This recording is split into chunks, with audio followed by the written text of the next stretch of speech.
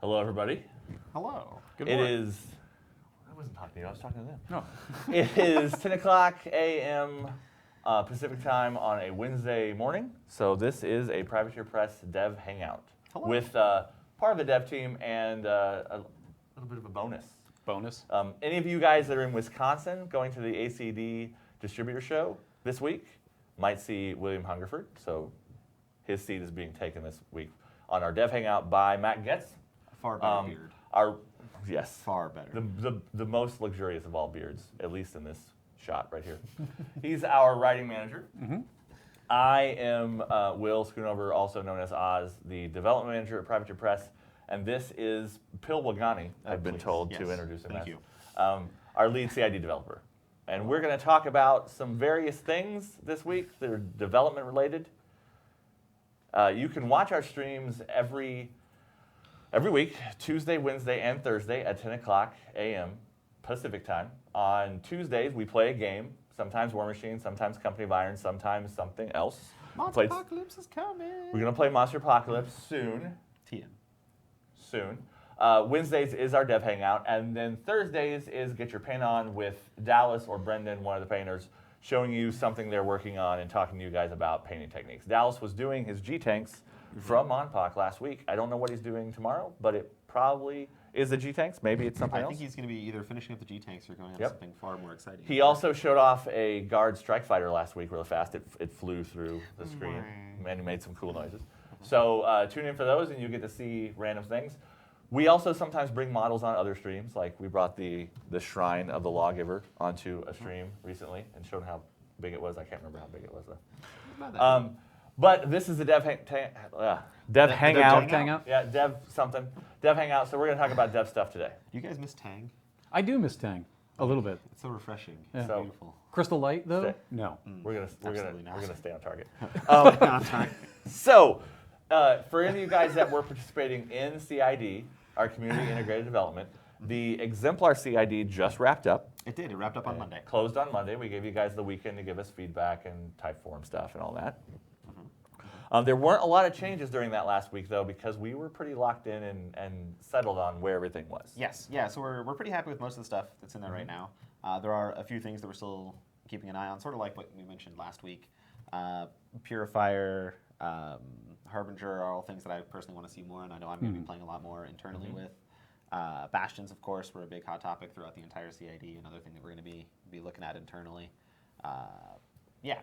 Gravis was another big one for what's going on there. But really the one that I want to talk about today is about the Hierophant and inclusion in Exemplar interdiction and how that is affecting the warder itself. So we saw a ton of posts that were like, oh great, now that the Hierophant's in, I never have to take a warder. That's really bad from our perspective because we don't really ever want to include a model into a theme force that is just going to outshine or completely replace one, especially a new model. Definitely don't want that. So that's going to be something that we're going to be keeping a very close eye on. And to sort of give an idea of where we're coming from and where we're going with this is we're going to be looking at the warder a little bit, trying to tweak around some stuff on that. Hopefully we can get him to a place where he is a more enticing option compared to a Hierophant. But if we can't end up doing that and we don't feel like we have done that sufficiently, it is likely that we will be pulling the Hierophant out of Exemplar interdiction because that's not the point of that theme, is to have the Hierophant.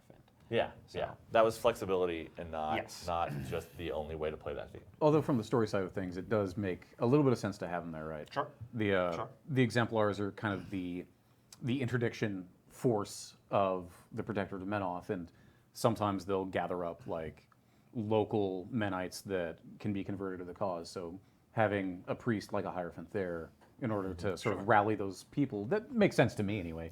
Yeah. Sure. Well, I think that's why he was really up for inclusion in the first place. Because Sure. if it was like, no, this would never make sense and we would never do this, that wouldn't have ever been put in the first place. So I do like that there is sort of a fluff justification to that. Yeah. So, And I didn't mention in the intro, if you're watching this on YouTube, weeks, months, years, decades from when it was recorded, we do have chats up here on the screen slightly off camera. So when we look like this means we're reading chat comments. And we will throw out chat comments every once in a while. And if the names are in a color we can read, we will try to horribly mispronounce your names. Are you saying that you can't read neon green one-up kid? Yeah, one of kids That one's real hard for really me. bright That's green super. Right now. That is Kermit green. Like, I definitely need glasses already, Yeah. and this is not helping. Yeah. I'll translate any names that you need translated. Thank you, Cool. Tony. Good guy, Tony. We also I didn't say who was on the back On the back backfield end? for this today. We got Tony and Lyle. The ACD show that Hungerford is at, John Swinkles is also at, who's one of our normal behind-the-scenes persons. So Lyle's helping out today, pushing buttons. The great Lyle Lowry. He's a legend in his own time. So Beautiful man. Exemplar CID is over, but like Pagani mentioned, after a CID ends, we take another couple of weeks for internal playtest. Yes. And we look at the last couple of models that were kind of half ready or maybe almost done, not quite perfect, that kind of stuff. And then we look at things like this, the enforced inclusion, or other models like that. So we're going to do that a little bit, and then that stuff will all be out to you guys live in the game, weeks from now. Weeks. Yeah.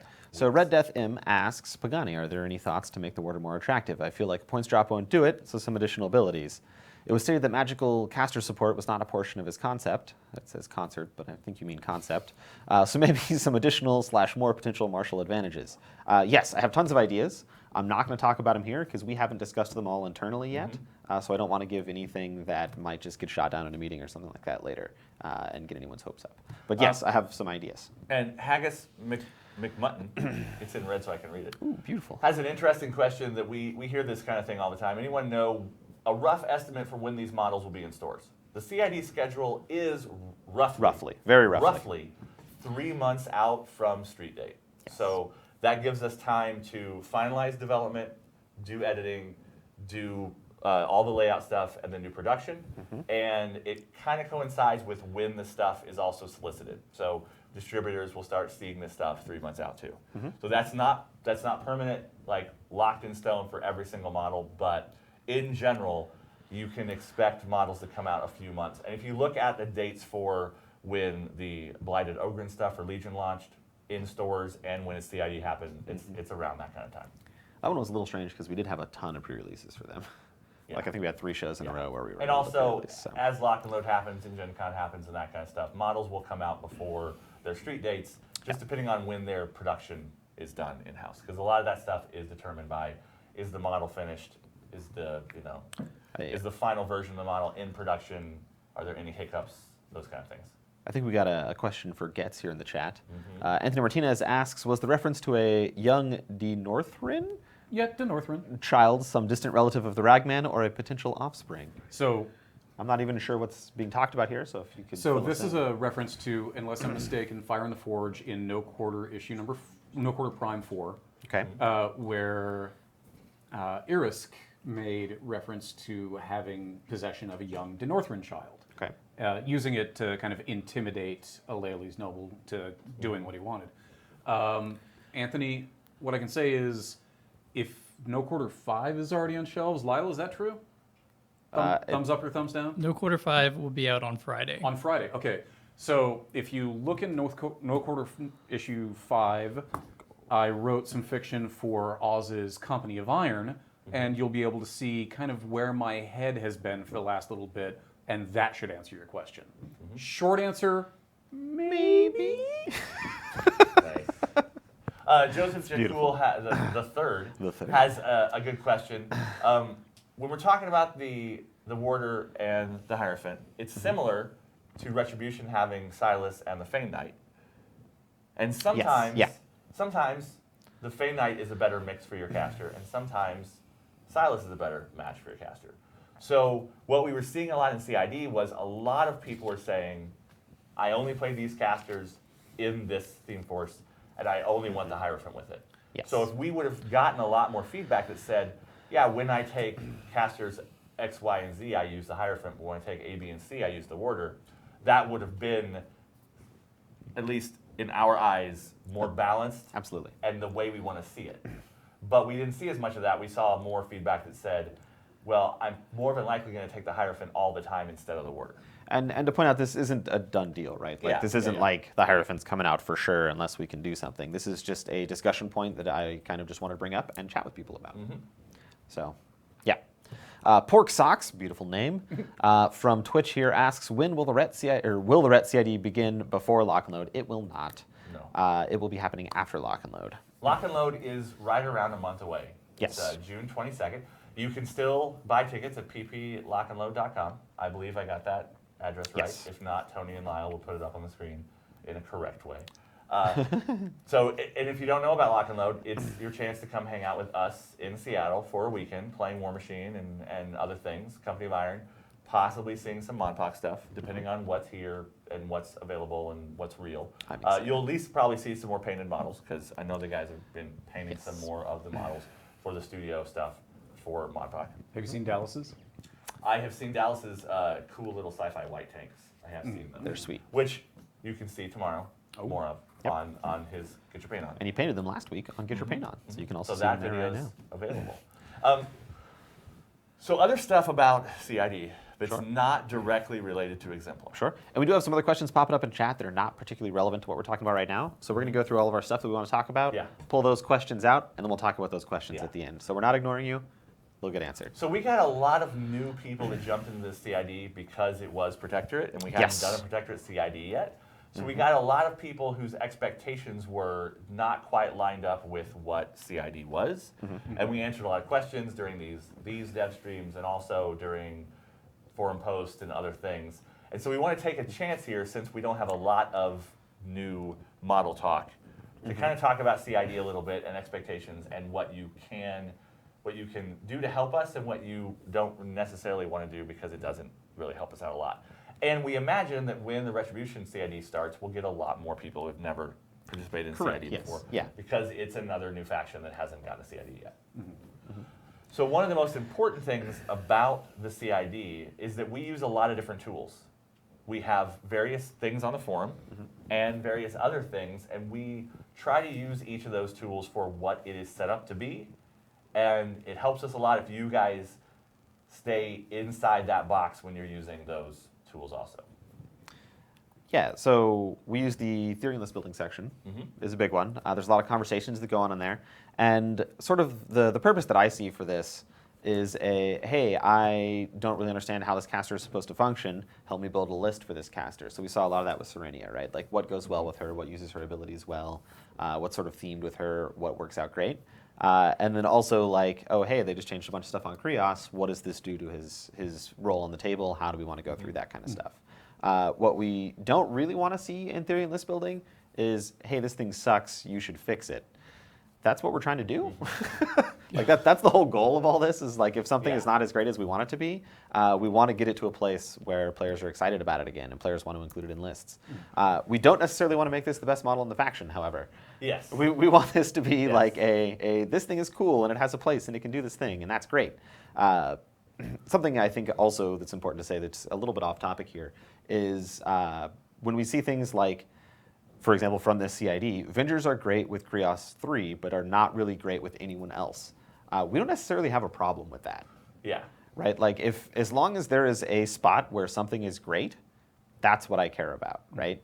So that you have the option, if you want to play a specific caster or a specific list, you can play that list with those models. And a related thing to that is, if your feedback is, I have a hard time putting these models in a list, that's what we want to hear in a constructive and positive way. That's why Krios 2 got looked at in this last CID, because we were getting a lot of feedback that Krios 1 is great, Krios 3 is great, but 2 doesn't really have a place.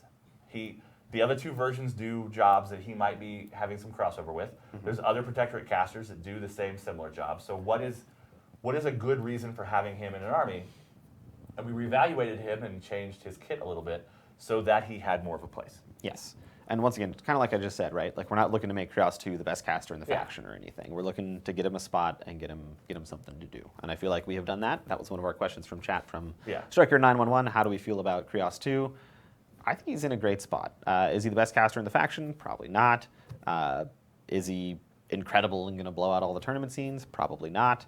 I think he's in a great place. He's got a spot that he can fill, and he's got stuff to do. I mean, the question, is he the best caster in the faction, kind of, it begs, what's your rubric? Right? Sure, right? Yeah. Yeah. Like, everybody is going to be better at filling a particular kind of role, be it the control, assassination, attrition, whatever. So it also comes down to how you choose to play the game, like how you are competitively. And like one of the problems with Krios going into this was he was outshined in basically every way by a different caster. So now we feel like we've given him a little spot where he can shine a little bit too. So and that was the hope and goal for this. And if you go into the theory and list building section and your inclination is to type, "This model sucks, I hate it, fix it," the thoughts I will infract behind, you. Yes, the thoughts behind that feeling are valid. Yes. It's just the statement And- that has problems. And the thoughts So are what we want. Take a breath. Yes. Put it into words that we can use, like, I don't think Krios 2 is as good as any other caster because he has a hard time delivering his army or whatever, and tell us why you think he sucks and he's broken and we should fix him, but just don't phrase it as, this is broken, Yes. I hate it, Right. you're a bunch of morons Yes. for doing this. Yes. Because all your feedback's valuable, and a lot of the times those feelings of, I hate this model, are not because you hate the model, it's because of a more complicated interaction. Yeah. And just take a moment to think about it a little bit more and give us constructive, positive feedback. Even if that feedback is, I can't ever come up with a reason to take this model, and it makes me kind of angry that I bought this guy and he doesn't fit in any of my armies. I have a chat thing that I want to bring up for Getz here. Tommy Bauer, when do you plan on confirming Resnick as the new hierarch? Well, I can't do that. Oh. Hierarch has to be confirmed by the synod, and I am You're not not- a scrutator, not part of nor am that. I on the synod. So Yeah. Is I don't have Resnick it. even on the ballot? I don't know that there is a ballot. Like, If there was a ballot, if there was a ballot, and there were like some little punch holes that you had to punch, would Resnick be one of the holes? I don't think he'd let his name be on there. That's not what he's about. He's about executing dudes. Also, Sure. Minoth has veto power. Manoff does have veto power, Because remember as was evidenced with when he Voil. reaches down and does And then he things? just he reloads crossbows for Yeah. people. Yeah, Sometimes it's he perfect. reaches down and Okay, he just guys, writes. they're a rotary crossbow drum. We talked about no, it. It's Minoth- not that or whatever you did. Yeah. It's a drum.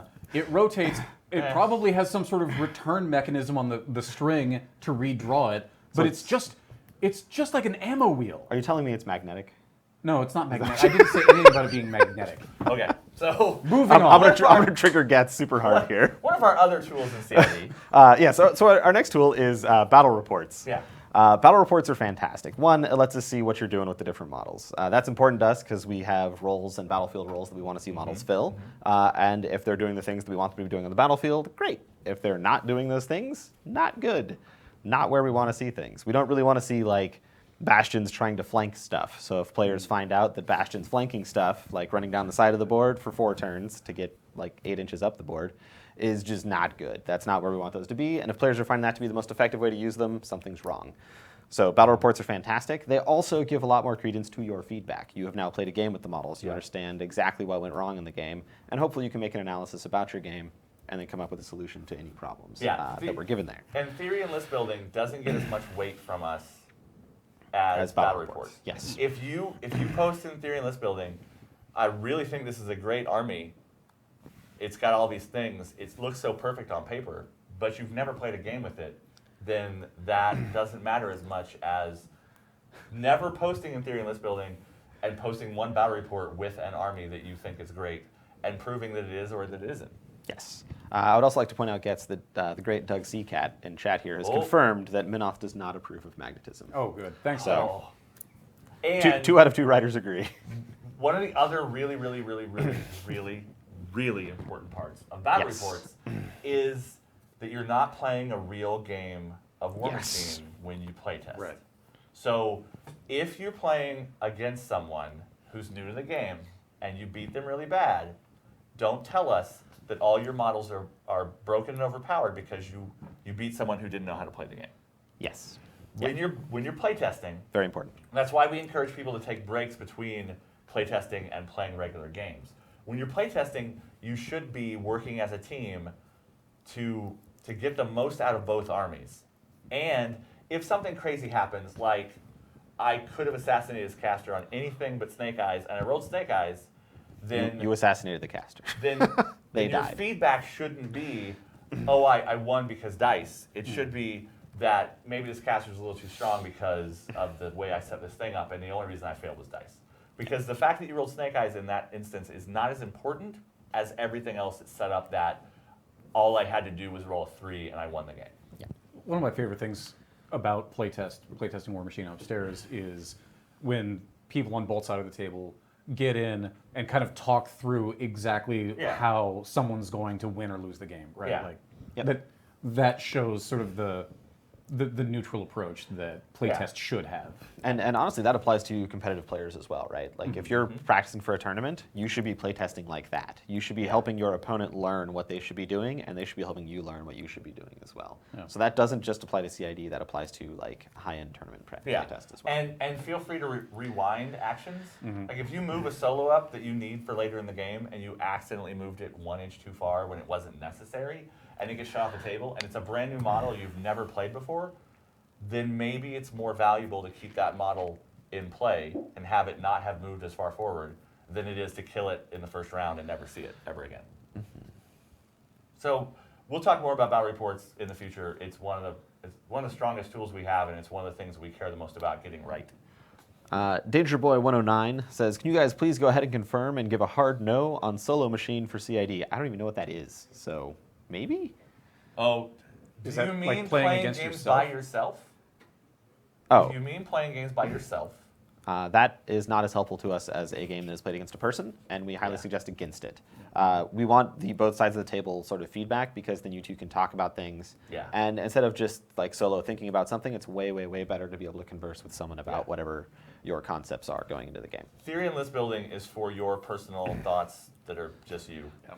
And battle reporting is for 2 brains or more. If you have Sure. people watching that are going to make good suggestions and point out rules that someone might have missed, like there's no maximum number of people that can participate in one CID battle, but we'd like it to be at least 2.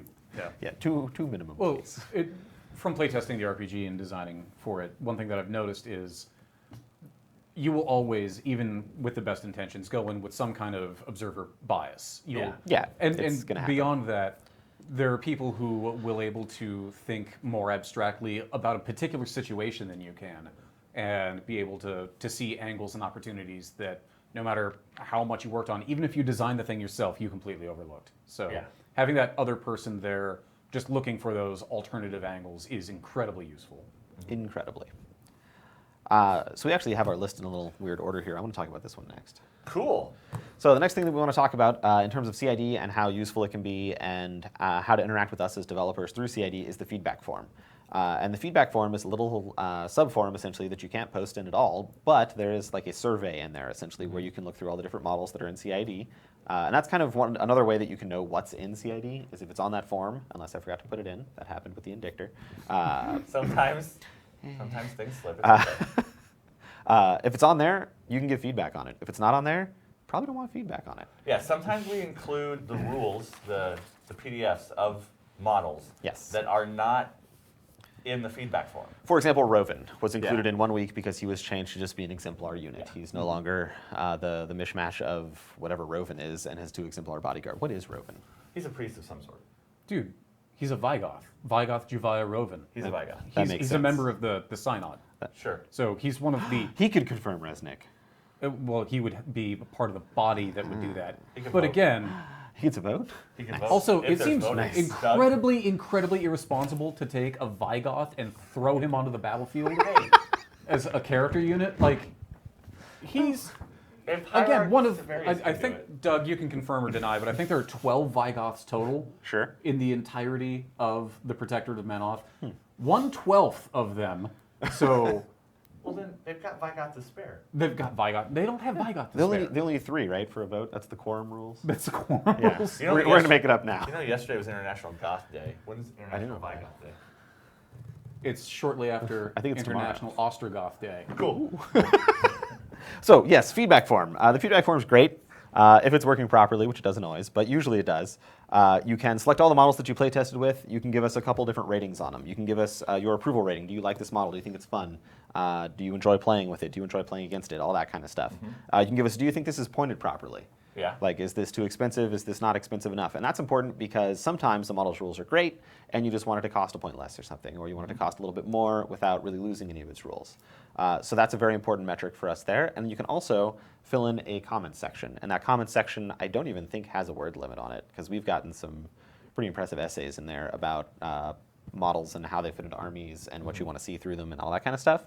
So the feedback form is super duper important, especially because you can link your feedback to a battle report in the forums. Yeah. And that's great because then we can go through, we can look at your game, we can see what happened, we can compare that with your feedback form stuff. And you can, that's honestly the best way to give feedback is to post a battle report, give all your stuff there, and then go back through, fill out the feedback form with a link to your battle report in there. Super great. Easily my favorite way to receive feedback is that right there. I'm going to derail us for 1 second. Nicholas Canaverde says that they are here for ModPoc data. Is there anything we can give you? Tomorrow on the Insider, There's stuff. there is ModPoc information. So That's all I'm tune going in. to say. But Yes. That is check info. tomorrow's Insider. I have been told it will be ModPoc information. Yes. We have a question from Alec M. Luta. Will Pagani, that's me. If you have battle reports that got played on Sunday or Saturday but not submitted Monday, do you still want them or just trash them? I assume you mean when we update on a Monday, can I report battle reports from a previous set of rules? Absolutely, we still want them. Just please mark them as being on whatever version of the rules that you played on. So every PDF that we post that has all the rules in it will have a like week 2 v1 or week 2 v3 or whatever. Just put that in there if you're not on the current week. We definitely still want to see it. Even if we've made changes that address your concerns, we still want to see it because it can reinforce our changes, like our Yeah. change ideas. Or if we made changes that are counter to your concerns, that's a vote that counts, right? Like that's something that we still want to see because maybe we changed the wrong thing. And we have had that happen a bunch, right? Yeah. Like Yeah. where we've gotten a bunch of feedback, we've changed something, people were like, I don't like that thing, let's go back to the old thing, and then we just went back to the old thing. That happened a It's lot happened a with, couple of I think the big one that sticks out in my mind was the ice witches in Legion. Yeah. Like, people were like, these things are okay, we kind of want this kind of stuff out of them, and then we changed them, and they were like, no, we don't want that at all, go back to this old way, and then we just went right back to the old way, and everybody was happy, yay! So the last tool yes. is Dev Talks. It's So easily the rarest rule. Dev Talks is a section of the forums where we bring up a topic, like we are thinking about changing the spells on Denegra Zero. This is our 4 options for the 2 we're going to pick. What do you guys think? Now, a Dev Talk is basically us saying we want more power in the brainstorm, Yes. or just more opinions or whatever. Yeah. But we don't always do them because the main reason we do them is if we're not completely decided on how something should be and we want more impact. So there was even a comment during this one that someone was like, well, there was never a Dev Talk, so like, what was the deal? What up? That was because we knew what we wanted from all these models in this CID, and we were getting your feedback on the things that we wanted, so we didn't need to get your feedback on maybe we want these other things. So Dev Talks don't add value to a CID. They don't make one more important than another. They're just a tool for us if we've decided that we're not sure inside this building and we want to make you guys aware of our indecisions and let you weigh in on them. And they're usually used for things like, we have kind of 2 directions that we like. Which ones do you like more? Because if you notice at the beginning of this Protector one for Krios 2, we were like, he'll get +1 Matt. Like, obviously, that's not all we were going to do to him, right? Yeah. So we did Yeah, start a Dev Talk there because we're like, well, let's get the feedback on what the problems are, and then we can address them as we go. So we didn't really just want to change a whole bunch of stuff on Krios and then maybe go a completely wrong direction that people didn't want. So that was sort of the Dev Talk of this faction to me, was that Krios, like, tiny little change, tell me what you think, that kind of stuff. So that's sort of the Dev Talk angle from me here. And One Up Kid has a really interesting question. Do we take into account the brainstorming type stuff that happens on Facebook or any other places? We do pay attention to the communities on Facebook and other places like Discord channels and stuff where people are talking about things. But we can't pay attention to all of it. So if you have important things you want us to see, put them on the CID forums. Like, it's great when the Protectorate Facebook community is talking about a million billion things and hashing through ideas of their own and discussing our ideas and what value they have. But we can't be guaranteed to see all that, but we Correct. look at everything on CID. Yes. Multiple of us look at it, we talk about it. We can sometimes bring up, hey, the community on Facebook is really, really, really excited about this one aspect, but we're gonna miss things if it's on Facebook because there's so much stuff on Facebook. Absolutely. So feel free to talk about that stuff, and we more than likely will be aware of it. But if there's anything big, bring it onto the CID forums, please. Can I ask you a question? Always. How do you guys feel about being tagged on Facebook for random rules questions constantly? Rules questions, I would prefer if they went to the rules forum instead of tagging us. Yeah. Because then everyone gets to see the answer and that kind of stuff. That's and true. I think that's great. And we have a compiled place where all the answers are. So in general, if you tag me for a rules question, I'm going to tell you to go to the rules forum. Other tagging doesn't really bother me unless it's like hate mail, and then it's a little sad. But I mostly only get tagged in the Company of Iron group, so. Yeah. Okay, so that's our big CID discussion. We're going to do that every time we launch a CID, and sometimes not in that depth, but we're going to remind people that have never watched this video or any of the other ones that that's how CID works. Correct. But we wanted to take some time because we had some time this week to do that. We have a little bit more to talk about. We have been going about a half an hour, and so we're almost done. But we've got a little bit more to talk about, and it's these pieces of paper. Yes. Right here. So yesterday, we had some spoilers go out. Yay! And if you remember last week, we said we would not be spoiling anything from the Ret and Tharn CIDs. And that is still true, because we didn't spoil it. Yeah.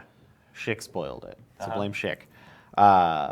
So what we had happen was the House Shail Battle Mages went out, and the Artificer went out.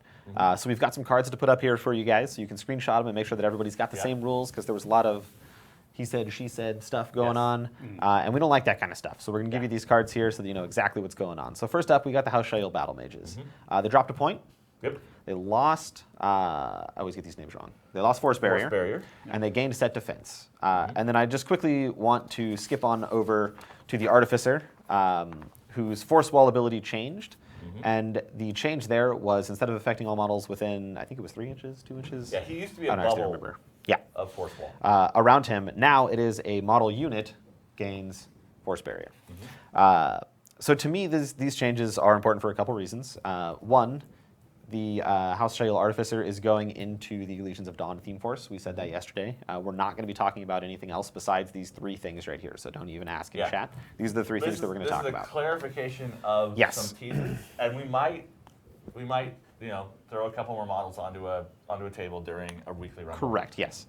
But yeah, so my thoughts on these, because we've seen a lot of people talking about how this is kind of weird to take a rule off of a unit and then put it on a solo, and that's kind of not a great thing to do. But to give a little bit of logic behind it all here, one of the main concerns that we saw from the Facebook group about Forges of War was that there was no real frontline unit that could stand in front of the jacks, take a charge, that kind of stuff. So battle mages were sort of morphed into a unit like that. So with set defense, they'd have 13, they'll go to 15 against charges. If you take your Artificer, you can still get back that Polarity Shield if you want. You can get a whole bunch of things in there. Your battle mages can now sort of tank the front of the army through defense. There's a question related to set defense in there. Todd Campbell Crow asks, what does the set defense on the battle mages represent? And that's sort of them throwing up force in order to slow down the charge of an advancing enemy to impede them as they're coming in. Yes. So yeah, this isn't like a pike. Basically, they're planting. They're using their wiggly fingers. Their wiggly fingers? Yeah. Their gloves. Set defense is They're anything wiggly that gloves. gets in the way as you're being charged. Yeah. A big sharp object will do that good, but also waves of energy slowing you down in some way will do that too. So personally, in playtest, these guys have been going pretty sweet for me. I've really enjoyed this kind of stuff. I also really like the interaction of Force Bolt pushing stuff away, so it couldn't necessarily get to you in combat. So even if you don't kill it, it then has to charge you when you're def 15, which is very inefficient for Warjacks, right? Like they can usually only get 1 or 2 guys in melee anyway. So now they charge, they miss their charge attack, they got to add additional focus in there. It's just not good for a lot of reasons. It's a subtle change, but personally I like it. And both of these changes are in line with what we want to do with this Retribution CID. Yes. We want to evaluate all their theme forces, see what's working, what's not working, and where we can tweak. So like Pagani said, there wasn't really a unit to screen in the Warjack theme force. Yes. So we wanted to make the battle mages that unit. We want to make them a little bit cheaper so you could more easily fit them in, but we didn't think they could be as powerful as they were by making them cheaper. And then we were also going to include the Artificer in maybe other theme forces, at least the one we talked about. We wanted to make him more versatile. So him being able to give that ability to a unit, regardless of their distance from him individually, makes him more useful. and he can still give it to the battle mages, and they become cheaper. So those are the things we're going to look at during the CID, and we're going to talk about more about that CID after Lock and Load, when we do one of these dev talks focused entirely on it. Sure. We'll also probably talk about it a lot at Lock and Load. Yeah, because Lock and Load is a chance to do what we call hangouts, kind of similar to this, in person with us, where we talk about all kinds of stuff. Last year at Lock and Load, people got to see the very first versions of the theme forces, where we were doing the mercenary inclusions and all of those big things we did with that large rewrite of all the theme forces. I just remember when Soul showed up with the binder. Yeah, with he just- all oh, of the yeah. theme He had forces, a and he's binder. just like, have fun. And people asked questions, and he just opened the page to that thing and said yes, no, maybe, and just talked about Yeah. stuff. So there's tons and tons of spoilers are going to come out of Lock and Load. Come hang out with us there. It'll be great. There's So a hot tub. Yeah, so It'll we're be doing perfect. we're doing hangouts. We're going to talk more about Monpok at Lock and Load. We're going to talk more about Tharm. We're going to talk more about Rhett. We're probably going to talk more about other things that we're not even mentioning specifically right now, because who knows? I know. Maybe a little I also bit. know, but Yeah, that's not the maybe a point. tiny bit. Siegfried asks, Pagani Senpai, notice me please in chat. You have been noticed. Also, your question is, should we start testing? You can go ahead and start testing if you want. Obviously, you can't give feedback until the CID starts. Yeah. And there is no guarantee that these changes will even be in the CID. Like, we may change these things as time goes on, because we are internally playtesting these right now. Yeah. So have fun if you would like. I have a response to Anthony Martinez and Tommy Bauer for their questions. Are there any novels? There's not been a lot this year. Am I allowed to share when we'll get the next book in the Godless series? I'm not allowed to share when the next book in the Godless series is, but I can say that just the other day, Doug Seacat and I handed off a manuscript to the editor of Skull Island. So I Sweet. don't know when that's coming. I do know that it's coming. Is that Cool. for Godless, or is that for just No, one of the I, things? I'm not manuscript. saying it's a book of okay. some kind. Cool. Ooh. Oh, and yes, So scary book. Adrian, Polarity Shield question mark. Pagani didn't really mean Polarity Shield. when he Yeah, said Polarity so I definitely screwed that up.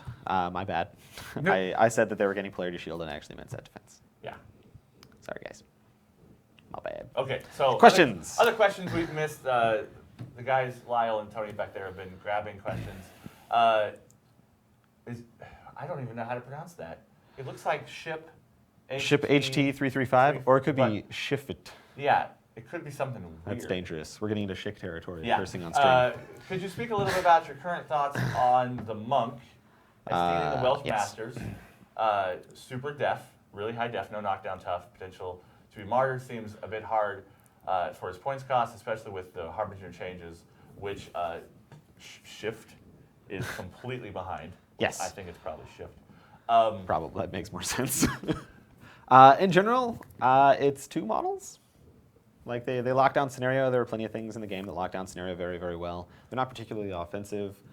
They're not. I'm going to say they're not particularly mobile, which is going to get me yelled at because of how shifting stance works. But they can't attack and move in the same turn normally. If they want to have that really high defense, they can be mobile because when you miss them, they get to move. That kind of stuff. That's great. Not what I meant when I say not mobile. In general, I don't necessarily see a problem with that. If we see that Faithful Masses lists with Harbinger are crushing all the tournament scenes and that kind of stuff, maybe we'll take a look. At the moment, I'm not too concerned. That's a question for you, so you get to pronounce that name. So I actually know this guy. This is Stephen Garmark. He is, I'm not going to say where he's from, but it's from the Nordics. I forgot, Stephen. I'm sorry.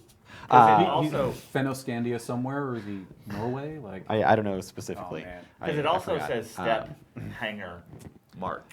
Yes. When will the final rules for Kane Zero? Will the final rules for Kane Zero be out before Lock and Load? Probably. I don't know. At the very least, they will be out at Lock and Load. So. That's an interesting question, but yeah. Lucivius asks, "What is Matt drinking?" I want to take a bet from you guys. What you think I'm drinking? It's water. Pure absinthe. Whoa. Wow. Whoa. I mean, if you're offering, no, it is fortified scorn milk. Wait, scorn milk? Yeah, scorn You milk. mean basilisk milk? Well, no, I tried the basilisk milk and it just wasn't doing it Are anymore. scorn mammals? Yeah, Are people scorn? they give live birth. They don't have hair, but they have keratin. Why are we talking about Sharks this? kind of give life birth too, and they're not mammals. No. But sharks actually gives semi-live birth. Yeah. There's a gestational Also, phase. There's the egg sac. Have we ever specifically told a story about a scorn model person, whatever, giving birth? No, Has it we haven't happened we haven't in given a fiction? story about anybody giving birth in Okay, well, fiction. this is not confirmed. Scorn or not means. There are no doulas in the IK, to my knowledge. Okay, so Striker. We actually already hit this one. This was Striker one that I talked about 911 earlier. questions, you're on there. But just to hit it again real quick, Striker 911, how do you feel about Krios Ended? How do we feel he filled his role in the faction? I think he is fine, and I am excited to see what people do with him. Okay, Kitty Cats 06. Ooh, that was one of our neon doesn't green have a names. neon green name, this version of the thing. When will the final changes for Exemplar be implemented in War Room? So there are two kinds of things that happen after a CID.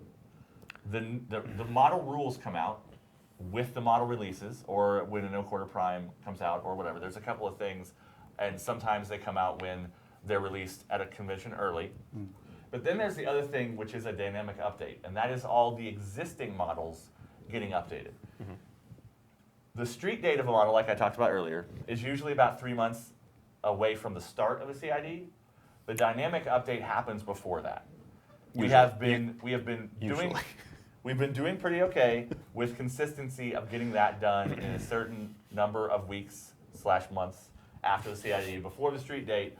But sometimes that can depend on convention travel, other editing projects, what else is going on. So it's not especially consistent. But usually, War Room is updated when the dynamic update is updated. And then it's updated as every model is released, whether that's at a show or in stores or in the No Quarter. Because sometimes things don't come out until after that No Quarter Prime, but its card is still put in there, so that's when it gets put in War Room. Yep. So it's kind of like this, sometimes. Nicholas Barnett, when will we see the story write-up for Hollow Holden? I can't really say for certain when that'll be. I know that the story has been written. I know that it's gone to the editor. Don't quote me on this because I could be wrong, but I believe the intention is to release the epilogue of Holden's story when his model is released. Okay. But again, I don't know. I would have to confirm with the director of publications about when that's actually slated for release. We also answered Nicholas Kenneverde's question earlier, which is on here, but it was a question about Monpac information. Woohoo! And I'm going to say one more time, tomorrow's Insider, tomorrow being Thursday, May 24th, for anybody watching this on YouTube like a month from now, is going to have Monpac information in it. Yes. We will be doing more Monpac information in the future, including Weekly Rumble, Tuesday, 10 a.m. Pacific Time, games of Monpac, but we're not quite there yet. So expect more Monpac information in the future, hopefully the near future, but tomorrow's Insider definitely has Monpac information in it. Zimmergeist. I Zymer, guess that's how that's pronounced. Oh yeah, this is the. No, I don't know. I don't know who this is. At dev/chat, what are your favorite silly rules interactions? Mine is Helios Bowling Ball. That one's pretty good. I think my favorite rules interaction that's ever been in War Machine was in Mark II, when a cavalry model would charge and kill its charge target with its impact attack. It could no longer end its movement with its charge target in its melee, so it just had to keep going. And it just went off into nowhere. Nice. Since That was my Thunderbird's favorite not rule here, I have to interaction. say his favorite one. Okay. It's that you can Shanghai a tree into a pirate, and then turn it into something else. And then turn it into a and then turn it mechanothrall? into something else. Yeah. Well, it's mostly that a tree can become a pirate, and then that pirate can become something else. Like, the fact that living models is kind of amorphous, and that, you know, I could Shanghai one of the brand new vulture creatures that are the unit, the Little blighted bird people? rotlings in the Legion army. I could just turn one of those into a pirate. Mine Pirate is, vulture. Cool. this applies to War Machine and to the RPG, is literally every firearms range. Oh, yeah. They shoot like this far. Yeah. Sure. That's accuracy, though. There's horrible accuracy in the Iron Kingdom. 60 feet with a rifle is some pretty bad accuracy. Well, yeah. But no, as an extension of that, the point blank rule. Sure. I love that if there's a guy near me, suddenly my gun cannot shoot further than 3 feet. Yep. That's my favorite. Sure. Necrozulu, Travis Mark, one of our everythings, all the time. Did you just call him Necrozulu? We just call him T-Mark. That's how I pronounce that name. I don't pronounce things correctly. That sounds like a really weird, like, clown. That's how I imagine it's pronounced. So that's how I pronounce it. That's how everybody pronounces everything when they read books. You never pronounce names correctly when there's weird names in books. You pronounce them the way you think they're pronounced. And then you just see them as that the rest of your life. What about Silas Wishnailer? How do you pronounce his name? Yeah, never mind. His new art. So, It's so good. It's my so now favorite. that Krios is an intercessor, is there a grand exemplar that's taken over? We're seeing a new high exemplar. Yeah. because Serenity is a new high exemplar. Yeah, Serenity is awesome. So what about a grand exemplar? What about him? Is Is there a new one taking over? Clearly not yet. Okay, cool. There you go. Duh. Answer the question. Stu42L, maybe I capital. Stu42, we'll call you that. Stu 42. It kind of rhymes. I like does, it. it I does. like it. You guys are doing a great job. Thank you, Stu. I hope you hear that enough. It never hurts. I've been playing since Escalation with Fiora as my OG. Beautiful. It seems I've never been more excited. That's not really a question, Stu. Yeah. But thank you. Yeah. I don't know why this, Tony. Why this isn't a question? We appreciate that you appreciate us. You know, you can pre-read the questions like while we're talking, and then you won't be surprised by them. Yeah, but there there's- could be horrible things in there that I you're just thought you blind guys reading. needed a warm fuzzy. Yeah. Thank See- you. see, but the problem Thank with that, you, though, Stu and everybody else Is then you guys are gonna be like, what do you think, Pagani? You're gonna be like, I was reading Stu42's question. Well, that's okay. It's okay. Sure. So with that one, we're gonna wrap this up. Yeah. Oz, take us out. So this is our Dev Hangout, which is our Wednesday morning live stream. We live stream 3 times a week at 10 a.m. Pacific time. Tuesdays we play a game of some sort in our weekly Rumble. Wednesdays we do a Dev Hangout, and sometimes we throw some extra lore in, depending on how much we have to talk about. And then Thursdays is painting with Get Your Paint On with Dallas or Brendan or somebody that paints for us professionally, painting models and answering your questions about stuff. And sometimes modeling models too. Dallas was fixing his Kraken a couple of months ago that had broken. We sometimes also add other streams, like we've been doing our first Friday of the month Primecast live streams, which is a different way to do the Primecast, live and kind of like a variety show with random things happening, sometimes surprises, sometimes not. But you can basically tune in at least 3 days a week at 10 a.m. Pacific to watch us live, or catch these videos on other formats like YouTube at Privateer Press Prime on YouTube and other stuff. So like us, share us, hit bell icons, all those things that everyone says on YouTube. Bell icon. The bell icon, it's a notification icon. It tells you every time we post something. Hey, you know what's coming up real soon? Lock and load. And Lock and Load. I'm hyped. I got a lot of painting to do. pplockandload.com is the website to go to for information on Lock and Load. You can still buy tickets. It's happening June 22nd right here in Bellevue, Washington. Not this room though. Not here. right here. In this room on this velvety Here. table. There's an awful lot of green. Sort in this of room for over- lock and load. Sort of over there, I think.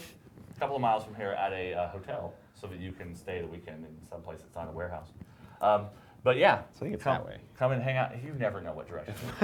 That's true. But we're done. Thanks for participating in the Exemplar CID. We'll start the Retribution CID after Lock and Load. So the next couple of Dev Hangouts we'll be talking about whatever.